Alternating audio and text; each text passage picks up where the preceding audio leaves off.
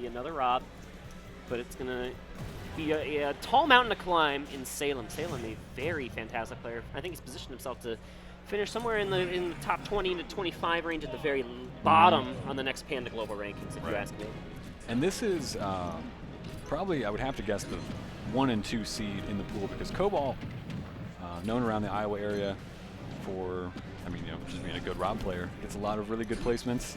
I know at the most recent Lighthouse League, I want to say, at the actual Paradigm, the actual venue that they own, I want to say he got 2 grand finals, got 2nd place, but I'm not 100% sure on that. He's trying to take his time here and kind of feel a way into Salem's wall, because Salem's wall has been very impressive. But the thing is, you blink in 1 second and you're getting Nikita all here, over here on the right side of the screen, and it's tough, man. Oh, that down smash thought was going to hit. Snake's ledge trapping is so insane. The fact that he can throw out all these explosives, all these mortars, sometimes it can just feel impossible to get back on stage. Thought we were going to see more off that gyro there. And this is that C4 on the platform here on Pokemon Stadium begs another question that I ask every time I commentate a Snake match. And it's, why the hell did we end up on Pokemon Stadium Game 1? This is like Snake's best stage. He loves this platform layout so much. But people are just like, oh, I'll Gentleman's to Pokemon Stadium. You should not do that for Snake. It feels like Gentleman to Smashville versus Ness or Sheik in Smash 4 to me. It feels that egregious. But that's just one of my just the commentator opinions going a little bit off the rails. Well, you know, sometimes you get a little bit too in the habit. You go, all right, game 1, Pokemon Stadium 2, right? And you forget, oh, wait, maybe that's not the best option. Yeah, definitely, Smashville Sheik in Smash 4 was ridiculous. Yeah, it was bad.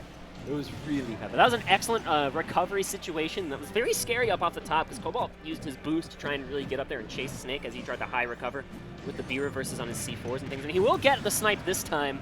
Gets it, yeah. And this right here, I feel like is showing, you know, the difference between maybe a local level talent and a national level talent. Because Cobalt is an amazing player in his own right and just cannot seem to find anything that's working against Salem right now. Salem's just too meticulous with the way he's covering himself. You see that grenade was there to cover the cross-up forwarder onto the shield of this Rob. And even though Rob was able to get out of the situation, Snake was no worse for wear himself.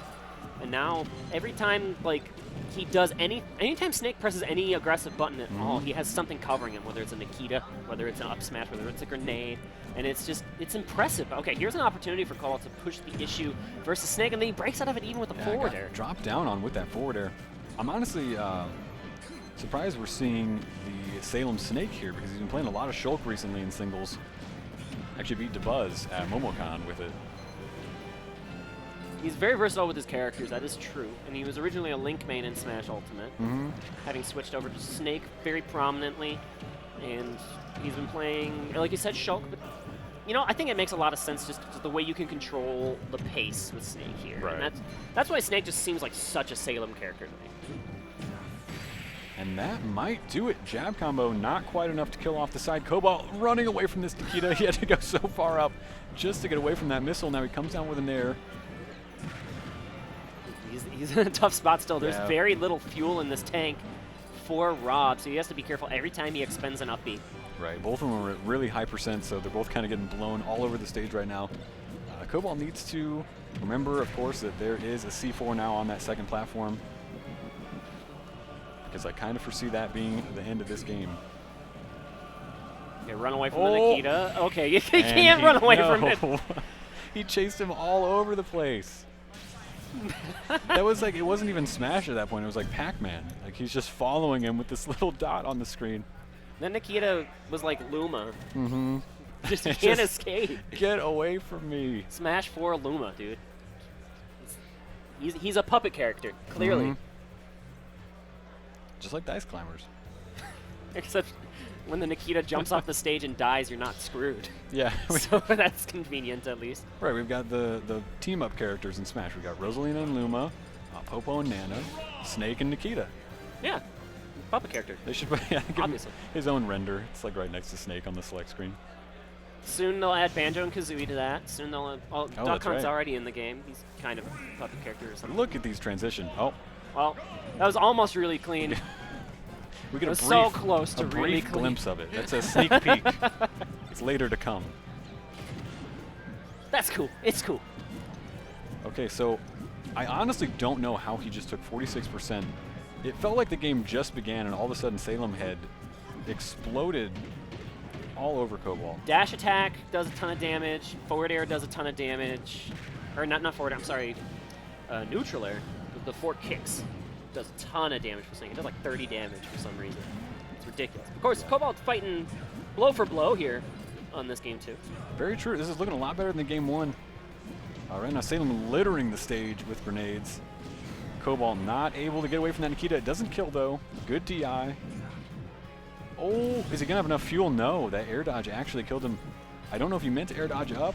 I think he knew he was out of fuel and trying to air dodge up, but just Okay. missed the input. I'm not Yeah, sure. that'll happen sometimes where you're trying to move the stick and you end up pressing your shield button before, so you just get a neutral air dodge. And that's a part of Salem's plan in this match. It's just exhausting Cobalt and those resources off stage.